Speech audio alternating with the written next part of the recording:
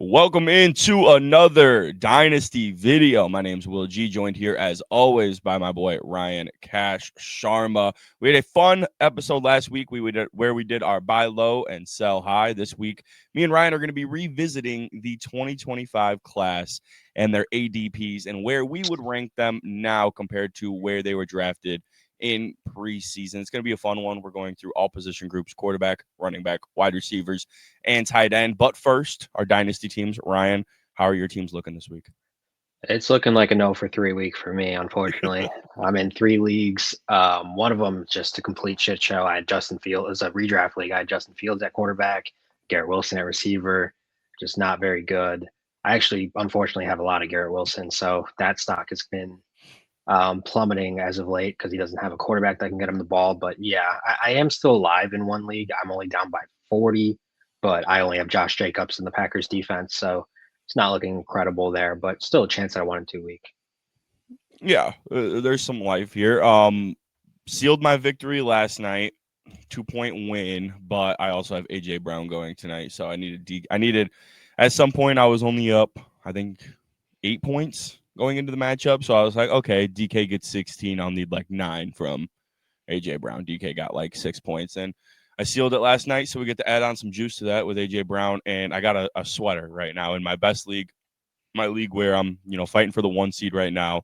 I'm up 24.5 points, and he has Barkley and Jake Elliott going. So I am very nervous about that. I don't know what happened to Jake Elliott though. All of a sudden he was projected 10 points, and now all of a sudden he's projected 4 points. So I don't Ooh. know if like the weather's bad up there or something like that, and they don't plan on kicking field goals, but I feel a little bit better seeing those projections drop a little bit. I will be the first to say that. But let's go ahead and get into it, revisiting the 2025 class. And we'll kick it off with the quarterbacks here, Ryan. Now, the ADP before the season, and this is per Fantasy Pros. And I think these would probably be a little bit different from our ADPs, considering we did most of our rookie drafts, if not all of our rookie drafts in May, June. I think I did all of mine in May and June. So you can see here Cam Ward, Jackson Dart, Tyler Shuck, Jalen Milroe, and Shadur Sanders, notables that are not in the top 5. Dylan Gabriel was just off the list at 6. Where are we ranking those quarterbacks, Ryan?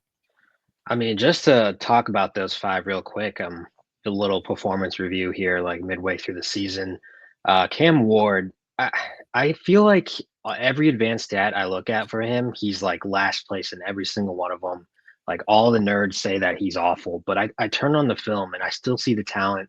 I see the ability of a gunslinger to throw it in tight windows, to throw with anticipation. To me, like his arm talent jumps off the screen every time I watch him. It's just a matter of him learning to adjust to the NFL. I think the biggest adjustment for him has been him kind of realizing he's not more athletic than NFL defensive linemen. I feel like the plays he made in college, getting outside of the pocket and kind of being that playmaker that he is, it's been a lot less successful in the NFL, which is worrisome. But I still do believe in the talent. But with that being said, I think Jackson Dart for me would be my number one now. I mean, I think he looks really, really good. We just saw him face our Bears yesterday. He looks like he can make every throw on all 3 levels. He's very athletic, dual threat type of quarterback. So, and I just like his personality too, his moxie. I think Mm-hmm. he's got something there. He reminds me a bit of Drake May. I know that's a pretty common comparison going around right now, but they play very similarly. Where it's like their main weaknesses, I feel like, are just their decision making, a little bit of that bozo gene I like to reference, where just make a lot of questionable decisions and have a proneness to turn the ball over, fumbles, interceptions, things like that. But otherwise, I mean, they are very, very dynamic quarterbacks. So I think him and Drake May are kind of similar there. So for me, I would go one Jackson Dart now, and then Cam Ward would be number 2, and then afterwards, I want to hear what your opinion on Tyler Shuck, because I think he had a really, really good start this last week. And I think I mean, other than Dylan Gabriel, he's the only other one starting really consistently. Shador Sanders is, not really in the mix right now. I don't know what's going on there. And then Jalen Milroe's interesting. I think there's a chance that Sam Darnold has like a Daniel Jones-esque fall off. Not that Daniel Jones has fallen off yet, but it could be coming. So I'm interested in Jalen Milroe. I'm not completely sold on Darnold as like a long term starter. I know he only signed like a 2 or 3 year deal with Seattle, so I think we can re-rank them after you talk about these quarterbacks a bit, but Yeah. as of right now, I think Shuck would be my number three. But I'd like to hear your opinions. Yeah, I agree with you on the whole Cam Ward thing. I will say I'll be the first to say I haven't dove deep enough into his tape yet this year, just because it's not a tape that you want to sit there and watch. But I should get more into Cam Ward's tape. I actually do plan on diving a little bit deeper tomorrow into his tape. I'm gonna go watch about 2 or 3 games. I dove in a little bit earlier in the season, didn't mind what I saw, and I kind of saw the same things that you were talking about. Like you could see the talent is there, the gunslinger, the in the pocket guy, but there's a lot going wrong in Tennessee that still needs to be worked on with him. He was a project coming into this. This is a guy who I had a late first round grade on, but in terms of like overall draft class, yeah, he probably should have been the number one overall pick in my opinion coming out of college, but he wasn't, in my opinion, the best players of terms of like just overall talent. He wasn't a blue chip prospect in my eyes, but that's just what being a quarterback is when it comes draft time. Dart, like you said, I think you nailed it on the head. The one thing that really just propels him over Cam Ward is his legs. His vision is Yeah. immaculate. It really is. Like he looks like a running back. Like he has like very, very good vision when running the ball. He's quick. He's strong, tough to bring down. Obviously, the concussions. I mean, he's been in concussion protocol, or at least not concussion protocol, but checked in for a concussion 4 times already this season. Like that's pretty scary. So that's something that's going to need to be worked on, and maybe going down just a little bit before taking those hits. But regardless, big body build, tough guy to bring down, and he's a fantasy monster. I mean, he's scoring 20 plus and seems regularly right now. There's no issue in that anyway whatsoever. But yeah, there was a lot of hate on Twitter about Tyler Shuck's performance against the Rams, and I do kind of think it's maybe just the New Orleans Saints fan base. Like after his performance, like I don't know if you keep up with their tweets, but they're A Yeah. plus. They're A plus Twitter after Them and losses. the Like Falcons. them and the Yeah. Falcons are like A plus Twitter. So immediately in my head, I'm like, oh, Tyler Shuck must have really looked bad. That Rams defense is really good, dude. Like it is one of the best defenses in football. And for him going out there on the road in his first start, I didn't think the tape looked all that bad. I really didn't. I thought once he kind of got settled in, he started to make some big time throws in the third quarter. I think it's just that pick. That pick was atrocious. Every quarterback throws a couple atrocious picks a season. Every quarterback throws a couple of tipped picks a season, but the pick that he threw against the Rams was really, really, really bad. But that's Mhm. okay. It's his first ever start. I don't think that should be the tell all be all of a player's performance.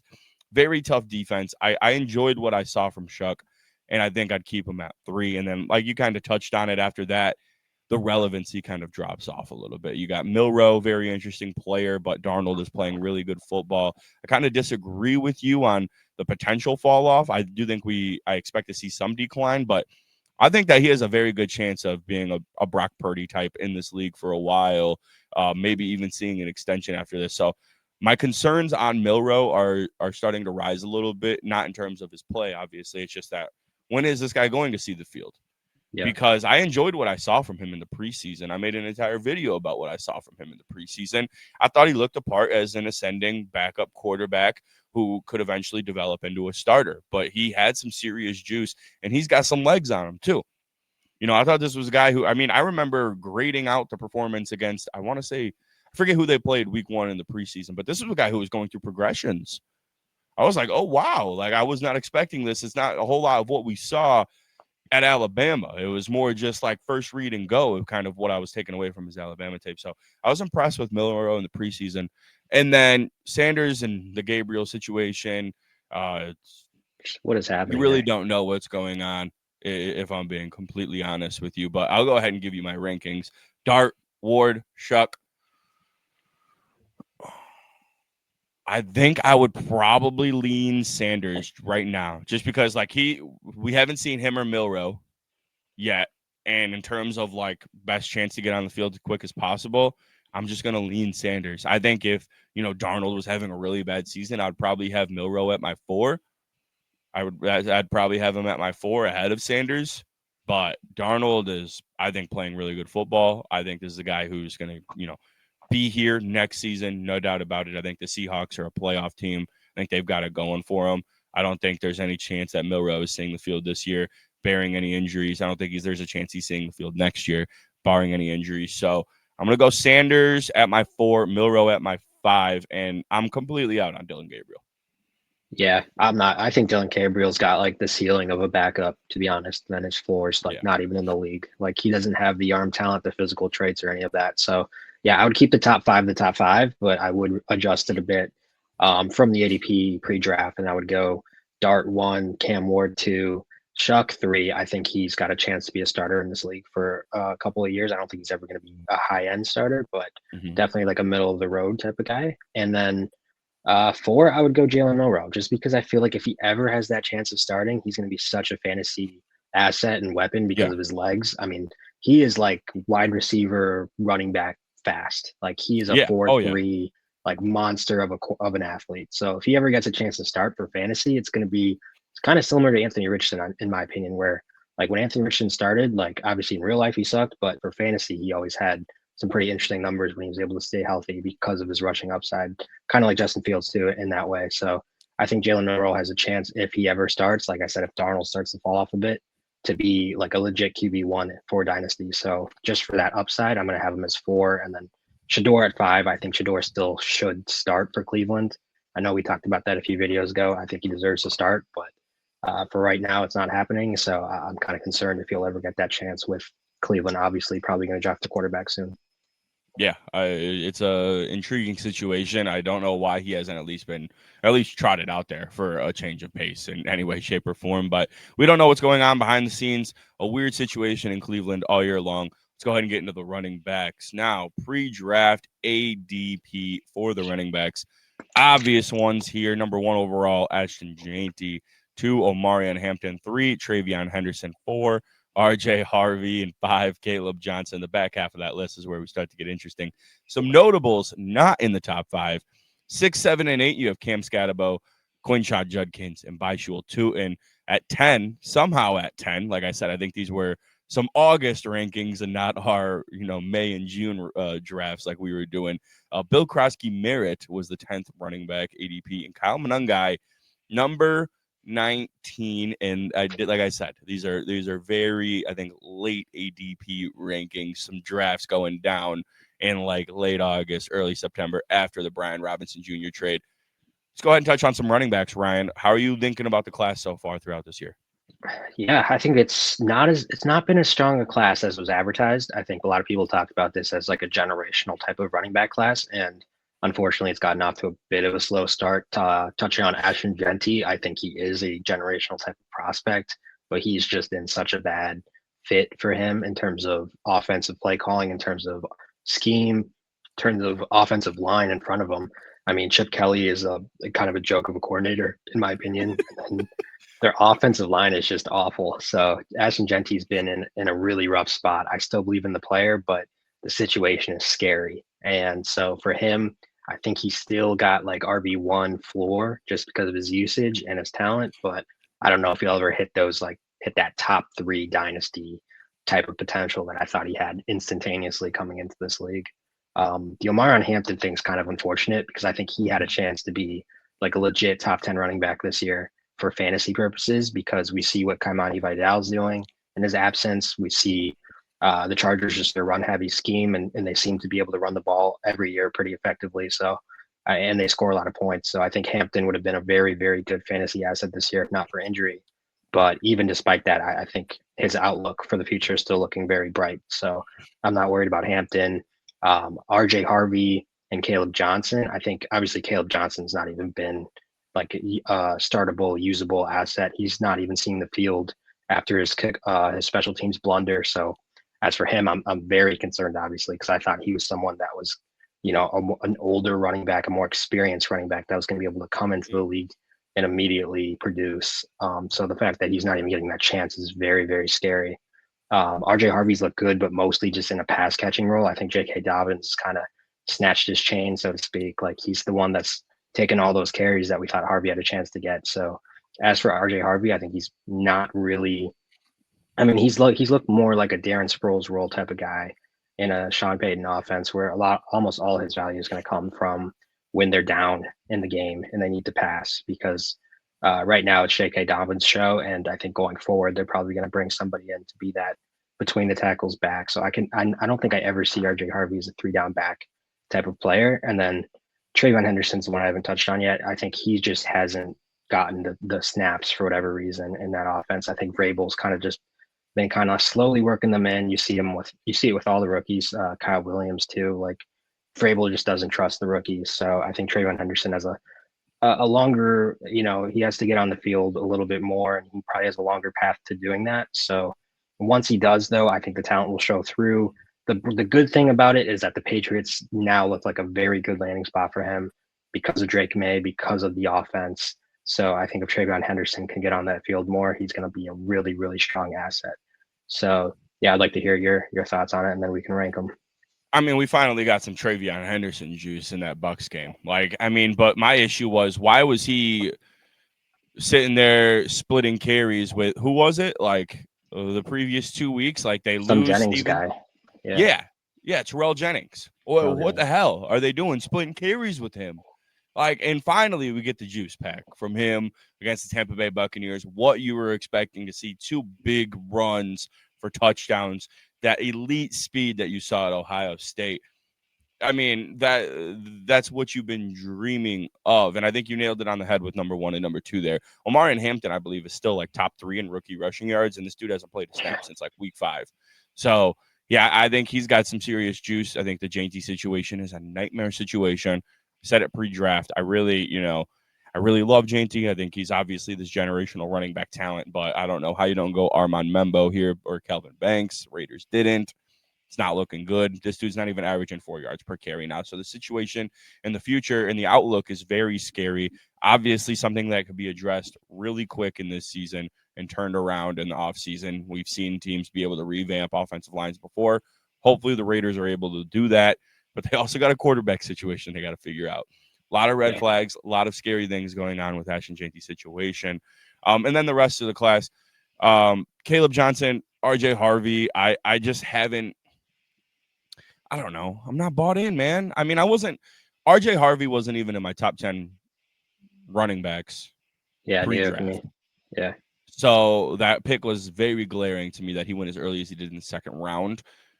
Of course, you buy into the Sean Payton and the Broncos juice. I mean, of course you do. You always do. It's Sean Payton talking about a player, and he's very open with the media, and like, will like give a whole debriefing on a player and why he likes a player. You're gonna buy into it, and I'm starting to fucking second guess that because I thought Pat Bryant was gonna be Michael Thomas.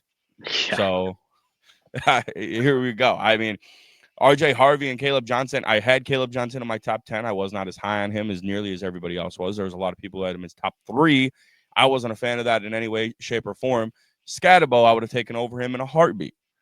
So I think if you're looking at this redrafting this class right now, Judkins ADP, I think, was heavily affected based on his, pre or off season concerns with the domestic abuse case and everything. So his ADP is probably a little fluctuated at 7 compared to what it would have been if you went back and looked at like right after the draft process. I'm gonna go with number 1, Ashton Jeanty, 2, Marion Hampton. Oh, this one's tough. I want to go Judkins because I think he still has a lot of juice. I think he can be that bell cow. I really do think he can, and I think it's not a necessarily great situation for him either, but we've seen flashes of that. So I want to go Judkins 3. I want to go Scatabo 4, and I want to go Henderson 5. I might be smoking crack. I mean, I should probably flip the 2 because it was a very gruesome injury that he ligament damage, ankle snapped, all of that. We already touched about the durability concerns just yeah, based on his workload, I guess, coming into New York. So let me go ahead and switch that just based on the durability concerns for Scatabo. Let me go Henderson 4, Scatabo 5. But if we're talking very short term, I want to lean Scatabo still. yeah. No, I agree with you with kicking out R.J. Harvey and Caleb Johnson. I think those two would definitely not be touching anybody's top 5 in a redraft. And yeah, for me, it's the same getting Scatterbo and Judkins in there. For me, I'm really high on Judkins. He was my pre-draft RB too. I always really liked him. So I think if I were to redraft, I still would go Genty 1, but it's close. Like it's actually close for me with him and Judkins because I think Judkins is just in a better situation for running the ball. They have a good O line there. They're probably going to get a new coach soon. If not, Stefanski's at least a competent play caller. And yeah, they have a lot of young talent in Cleveland where I think has shown that he's able to produce. Genty, like I said, that situation's just scary, and I don't know how it's going to get fixed anytime soon. So, but as for right now, though, I'm going to keep it as Genty 1. I'll go Judkins 2. Number 3, I will go. Um, yeah, I'll go Hampton at 3, and then Travion 4, Scatabo 5. And just touching quickly on Scatabo because we didn't talk about him a lot. Yeah, like he looks like a beast, someone that could be a 3-down workhorse, but it is just the durability that's going to hold him back, and just that a crazy aggressive style he plays. But I do like his pairing with Jackson Dart, and we just saw Brian Dable got fired today, so maybe a new young exciting offensive mind is going to get in there and unlock Scatabo even further. Yeah, I would be so down for that. And I gotta start seriously like stop thinking about like what people are gonna say about my takes because I've never said a good word about Caleb Johnson in my life.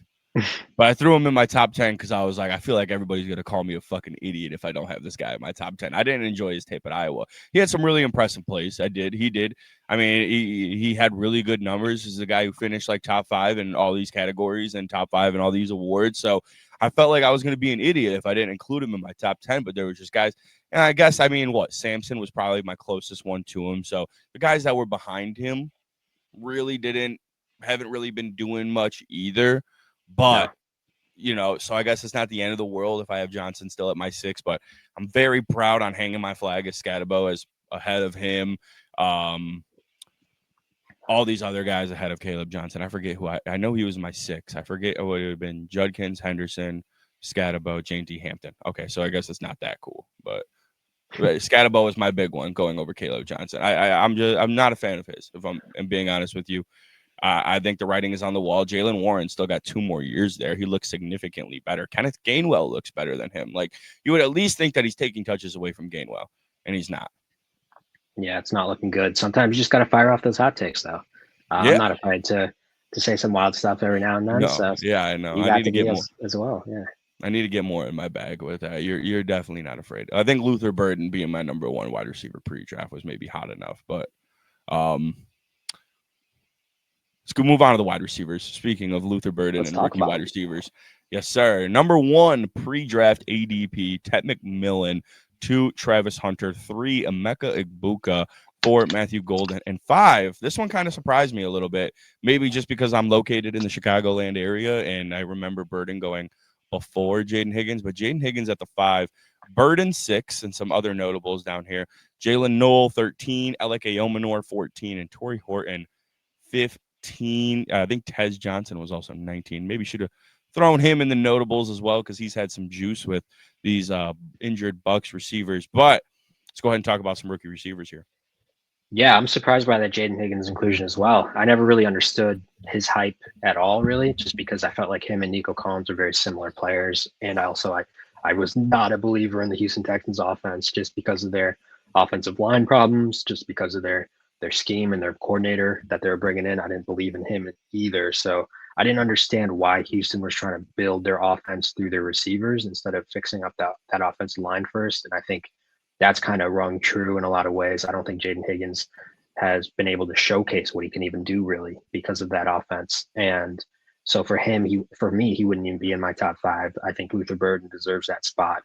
Luther Burden has showed a lot of flashes, and I'm still very, very high on him, especially in Dynasty, because I think as Olamide Zacchaeus' snaps start going down, and maybe even DJ Moore gets dealt in the offseason or in the coming seasons, I think Luther Burden is going to be one of the best targets for Caleb Williams. He's already his number 1 target in terms of passer rating and just yards per route runs, some of those stats. So I think Luther Burden looks very, very good for the future. Tet, I know a lot of people love Tet, but I'm just not that high on him as a player. I don't like his offensive fit with Bryce Young. I don't like Bryce Young in general. I don't really like that Panthers offense. So I know Tet's had some good numbers, and he's shown that he can be a number 1 receiver. His film, he makes some great catches at times, but I don't know. I'm not sold on fit necessarily with Bryce. Matthew Golden just hasn't shown me anything at all. It's been very disappointing because obviously a lot of hype about the Packers finally taking a receiver in the first round. There's been a lot of injuries. Jaden Reed's been hurt. Tucker Kraft just got hurt, so maybe that'll open something up. I don't know, but But yeah, it's really he's been not playing nothing. tonight. He's not even playing tonight. No, he's Yeah, hurt. so like he's missing all of his opportunities to show something, and eventually Jaden Reed will be back. Christian Watson's already come back, so yeah, I don't know about Golden. I think I'm pretty low on him, but he still would be in my top five just because there hasn't been anybody else really that's pushed him necessarily. And then the other two receivers, could you throw it back up there on the screen? Yeah, it was Elike Omenor and Torrey Horton with Jalen Noel as well. The bottom three that were some notables that were not in the top five. But Igbuka, I don't know if you touched on Igbuka. Um, and No, then Higgins. Yeah, you didn't touch on Igbuka, I don't think. No, I didn't talk about Travis Hunter either. Travis Hunter, we have to discuss him a lot on this channel. It's just a matter of like how much snaps will he get at receiver because when he does, he's a dynamic player, and he looks like he's got the best connection with Trevor Lawrence as of right now.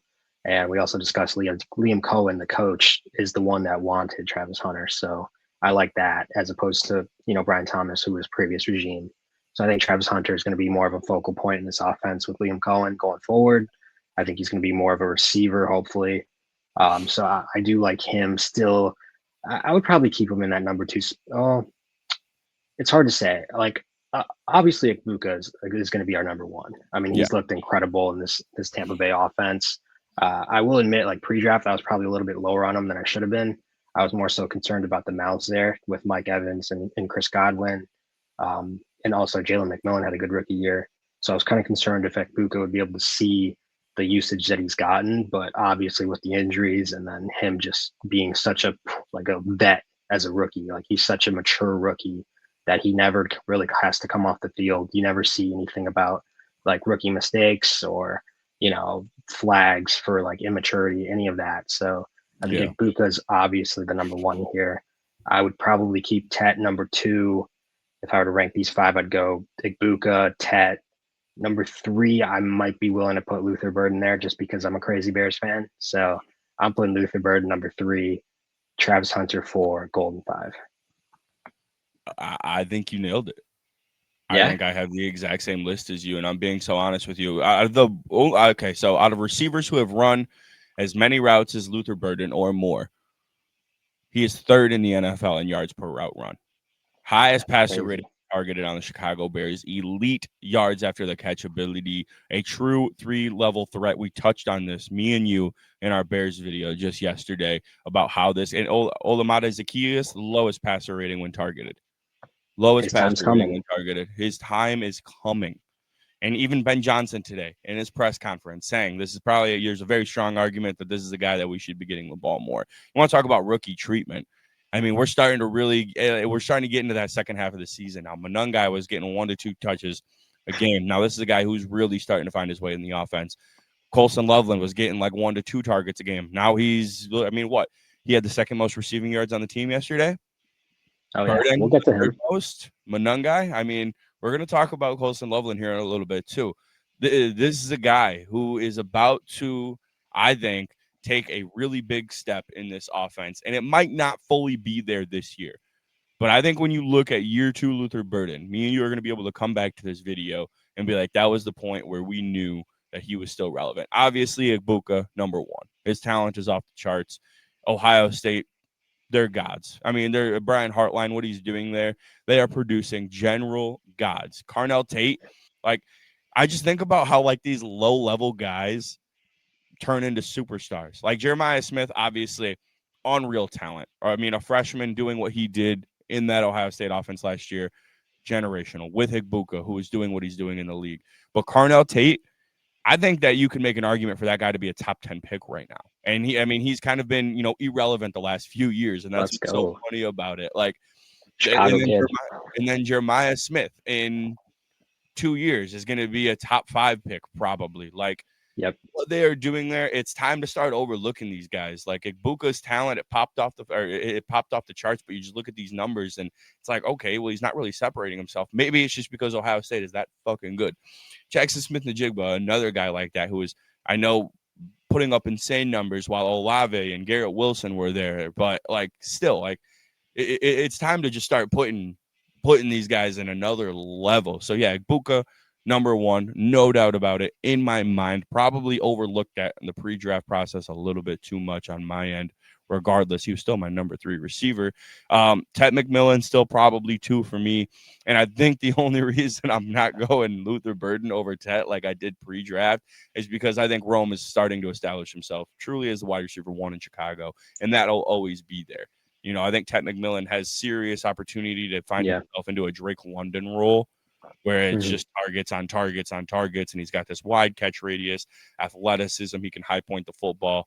And I think once these quality targets start to come, more looks in the end zone, he's going to be, I think, a consistent top 15 wide receiver in fantasy football. But yeah, I'm going Burden 3. Completely agree with you. I'm probably going Travis Hunter 4 just for the talent, just for the reasoning with that, and then Golden 5. I kind of want to give Torrey Horton some love a little bit here. I want to give Alec Aomanor some love. I really would like to. I mean, neither of those guys were in my top 10 Yeah. pre-draft. Neither. Yeah. Neither Both with of me. them now. I think I just traded 2 second-round picks for Jalen McMillan. It was futures. So one was a 27 second-round pick, and one was a 28 second-round pick for Jalen McMillan and Torrey Horton. And that might be a ballsy play, but I think that we're going to come into a situation here where when McMillan comes back and he's going to be the wide receiver 2. I think that Godwin and Evans, both being injury prone, I think there's a good chance that McMillan could find himself as the guy next year next to Ibuka, and it's a high volume passing offense. Torrey Horton, I think he showed some serious juice in the Seattle system. I know they just traded for Shaheed, and I think that's more of a like, hey, this rookie's got some flashes, but we have a chance to go out there and make a deep playoff run. Let's go get this deep ball threat. But Rashid Shaheed on a contract year, that's going to be Torrey Horton's role next season. I think that as well. So I want to give Torrey Horton some love. I've loved the juice that he's shown. I would wish Kyle Williams was getting a little bit more juice. Jalen Noel as well. I want to touch on Jalen Noel. I like him more than Higgins right now because of the Nico Hmm. Collins comp. If my pre-draft rankings, it went the big 4, the Burden, Tet, Igbuka, Golden, the consensus. I feel like top 4. My 5 was Kyle Williams. He's getting the rookie treatment right now. But my 6 was Jalen Noel. I had Noel ahead of Higgins. And when they took both of them, it was 6 and 7. I was like, what the hell are we doing here? Yeah. Like, that's what we're addressing right now. We're gonna go back to back receivers. It made me upset. But I want to lean Noel over Higgins right now. Yeah. I'm not mad at that at all. And yeah, I am kind of trying to find somebody to put over Matthew Golden just because I don't feel like he deserves to still be in the top 5 of redraft. But there really isn't like I think it would be too premature to say Torrey Horton over Matthew Golden if Yeah, you're it is. re-ranking them. Yeah. So I think just by default, it's still Golden. But I am impressed by what Horton's doing. He looks really good on that field. Same with Tez Mhm. Johnson. I think Tez Johnson has a chance if he can be a starting receiver for them to put up some Mhm. numbers because, like you said, the Bucks are very high powered. I don't know. I really like McMillan out of Washington, so that's why I don't want to really dive into Tez Johnson because it's like, okay, let's say they do bring back Mike Evans. I still think McMillan could get some pretty good value for the third option in that Yeah. offense. Regardless, though, I don't know. It's tough for me to fully buy into Tez Johnson just because how much I like McMillan, but I do like what I'm seeing with all But these I injuries mean, across the field. even if Tez Johnson's like their number 4, I mean, is it that could be more valuable than Matthew Golden as like the Packers number 4 or 5, right? Because Christian Yeah, Watson, Romeo Dobbs, Tucker Kraft, Jaden Reed. It's like there's a world where like Matthew Golden might be their 5th target once Tucker Kraft yeah. comes back healthy. I mean, no, there is a world with that. My thing is I don't think Watson sees an extension. I Yeah. think Watson will be gone. I think next year you're looking at Dobbs, Reed, Golden, and Kraft, and it's a very scary situation. Reed has shown some juice in his rookie Hmm. season and in his second season. Dobbs is having a career year right now. He is the guy. He's the go-to guy. And then Kraft, once he comes back off of this injury, I mean, he was the one who was helping making that Packers offense run. Like you talk about top 3 most important pieces on that offense: Jacobs, Yeah. Love, and Kraft. It was Kraft. So it's like, yeah, there is some serious concern right now for the longevity and, the outlook on the future of Matthew Golden in this offense. And I like Golden out of Texas, but I do think that the three ahead of him, regardless, Burden, Tet, and Igbuka, I thought there was a gap. I thought Yeah, there was a small gap, and then after Golden, there was another gap. You got into that Kyle Williams area, and then I thought after Kyle Williams, there was a larger gap for me, I would and say. So Travis as a receiver would definitely be a yeah, I one. didn't. I didn't put Travis in my when I was doing it. We talked about this when we touched on Yeah, Travis Hunter. I didn't put him in my pre-draft rankings as a wide receiver because I thought this guy was going to be playing all defense for the Cleveland Browns. That's where I was stupid. Let's get into some tight ends. We're running long here. We got some Monday Night Football to watch. Pre-draft ADP for the tight ends. You had Tyler Warren at the 1, Loveland at the 2, Mason Taylor at the 3, Elijah Arroyo at the 4, and Harold Fannin Jr. at the 5. Some notables not in the top 5. We're 6, 7, and 8. Probably it was a pretty good list for the tight ends here. The only 3 really relevant rookie tight ends were Terrence Ferguson at 6, Aronde Gadsden at 7, and Gunnar Helm at the 8. Let's go ahead and dive into this because this could be one that you throw all over the place right now, man. yeah. I mean, I like 4 of those 5 names on that list. I still have very positive outlooks, but Elijah Arroyo has been kind of disappointing to me. Like I Yep. thought, especially with Seattle's lack of weapons, I thought this guy would be able to come on immediately and kind of be that move tight end for them because we do say that tight ends usually it takes a longer time for them to get adjusted to the NFL, but I don't think Elijah Arroyo really fits into that bucket because usually with that's like traditional tight ends that have to learn how to block and catch. I thought Elijah Arroyo was going to be used more as a receiver. So the fact that he can't even get on the field when their number 2 is Torrey Holton, Cooper Cup, obviously, but he's been hurt a little bit. So it's like Seattle's been lacking weapons, and he still hasn't been able to make a name for himself. I'm disappointed with him. Also disappointed with Ferguson of the Rams. He only has like 6 catches this year, and that's a very high-powered offense that lacks a tight end. So if he could have gotten things going there, that would have been nice. So for me, I'm bumping Gadsden into that top 5 in a re-rank. I'm keeping the other 4. I think the Loveland versus Warren thing is interesting. I'd like to hear your thoughts on that. And then Gadsden, I just bump him in because he's looked really good. He has a chance to be that Chargers number 1 tight end. And we know Greg Roman loves tight ends. We know Justin Herbert likes his tight ends as well. So it's like, to me, if Gadsden's at number 1, he's going to be able to put up some pretty big numbers like he has in recent games here. So I like Gadsden a lot. I like those top 2. Mason Taylor's impressed me. I think I really liked him as a prospect, and he just got put into a really tough situation with the New York Jets, unable to really, pass the ball to more than one receiver at a time.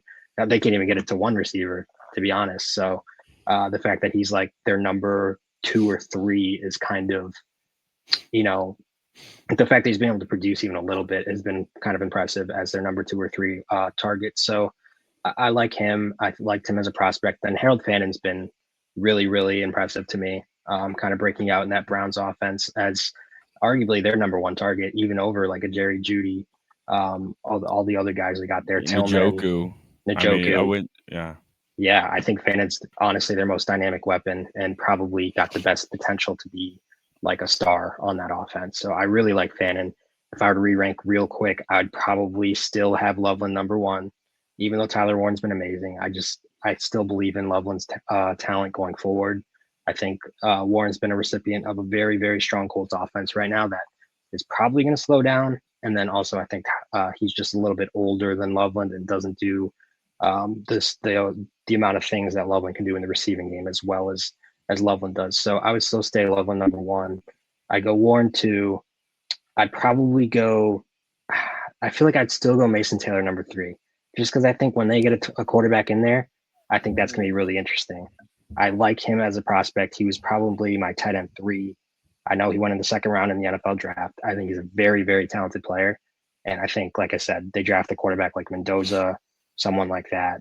I think Garrett Wilson, him, I mean, he's going to be the number 2 target in a legit offense with a legit quarterback. That's going to be interesting. And then Harold Fannin, 4. And then at 5, I'd put Gadsden. Really, really. See, look, we're gonna have a different list here. I do really think that we are going to be looking at this in 3 years, and I know it's not necessarily draft class was a year separated from each other, but I do think we're going to be looking at this as more of the Loveland and Warren thing is going to be like McBride versus Laporta. Like you're Okay. very happy with Yeah. either option. That's 2 and 3 right now in terms of, in my eyes, in terms of, dynasty tight ends. I think you're going to be looking at, McBride as the 2 behind Bowers and Laporta probably 3 right there behind him. I think that's what we're going to be looking at. And right now, I was the one who was saying Tyler Warren is going to have a better statistical season than Colson Loveland in the first year. There was not even a Hmm. doubt in my mind. But if we're talking about tight ends adjusting to the league, especially in this offense when there's a lot of mouths to feed. And you could say maybe the same thing about the Colts offense, but the level of those mouths to feed is not the level of what you have to feed in Chicago with Roma Dunze and DJ Moore, and then Luther Burden coming into the scene as well, already having an established tight end who's put up a couple of 400, 500-yard seasons with a lot of touchdowns in Komet, and having to learn a whole new system while being injured in the preseason, this and that. There was a lot of factors going into Loveland. We're now starting to see him really become what we all knew he could become. It's tough for me, but I'm going to lean with you. And I'm sure that people are, if watching this, could easily be like, oh, the Bears bias, the Bears bias. But my pre draft rankings were the same. I want to Yeah. stay true to who I am. Am I going to get clowned for putting Luther Burden as my Dynasty 3 receiver of the 2025 class? Maybe, but I had him as my number 1 pre-draft, and I had Loveland as my tight end 1 pre-draft. So like, I don't understand the Bears bias there, and I think it's going to be a McBride and Laporta situation. I was higher on Warren than you were, and I think Warren's a clear 2 here, and I'm going to go Gadsden 3. I was high on Gadsden out of Syracuse. He wasn't in my top 5 rookie tight ends. I will say this, but once he got drafted by the Chargers, I was fired up. I was like, he is going to work in this Greg Roman offense. I do think that this guy, especially once he puts on a little bit more weight, maybe Hmm. he doesn't even need to, but he does kind of still look like a wide receiver out there. His dad was a wide receiver. I think this is a guy who could be very well the next Mark Andrews, putting up these insane statistical fantasy performances. I love that situation for him. I love having Herbert there. I'm not a huge Greg Roman fan, but I love that Greg Roman is there because he's going to be throwing the ball to the tight ends a lot. And Gadsden is that guy. I'm going Gadsden 3. I think, when you have a situation like that in LA where, the offense is very spread out and you have a quarterback like Herbert, I'm buying into that, because it's tough for me to, I mean, what's the outlook on the Jets? Do I like Mason Taylor? Yeah, I love Mason Taylor. I had him ahead of Rondé Gadsden pre-draft. I had Arroyo ahead of him pre-draft. I had Fannin ahead of him pre-draft. I had Gadsden as my 6. Maybe Terrence Ferguson as well. I'm trying to think of where I had them too, but I was high on Gadsden regardless. I thought he should have been like a late 3rd, early 4th round pick, went in the 5th round. So I'm going Gadsden 3 though. I am. I'm going to stick with Gadsden at the 3, and I just think it's situational. I'm going to go.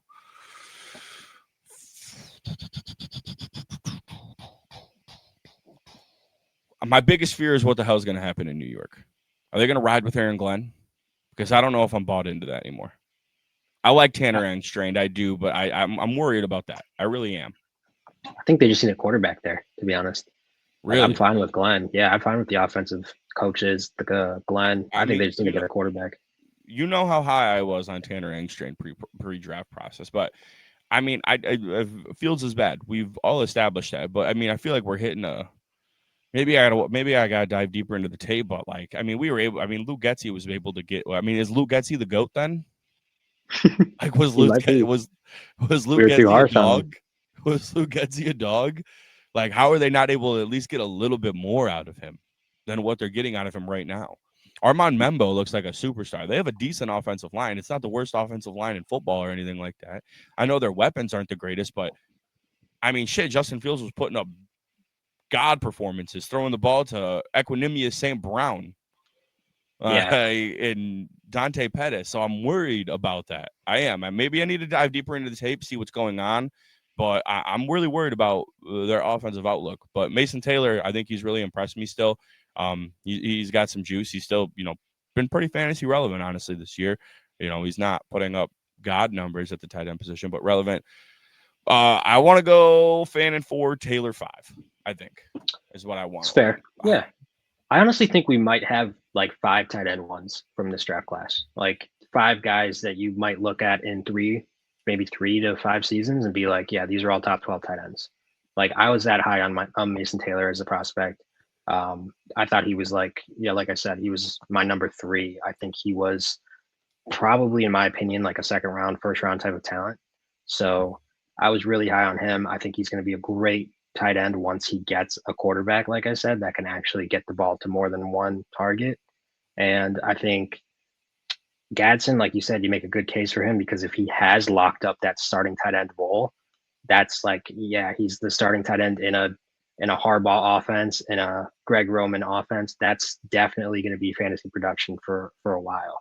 And then Harold Fannin, just yeah, he looks like a star. So I think we could have a really strong tight end class when we look Yeah. back at this in a few I years. mean, yeah, if you think about like the top tight ends in football right now, Juwan Johnson's the top 10 tight end right now in football. So there's an opening. Kittle, he's getting older. Andrews is getting older. Kelsey is getting older. The relevance for Yep. these guys is starting to fall off.